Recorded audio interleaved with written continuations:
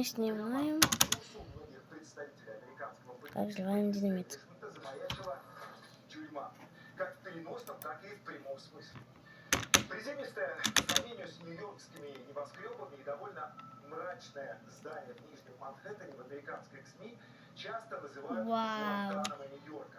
Это федеральная тюрьма, которая 4 года назад при загадке Вы на это потратили очень много времени. Не прогружается даже. И случился вот такой вот взрыв огромный. Мы ожидали то, что сервер крашнется. Ну, на этом все. И всем пока. Так с чем связаны новые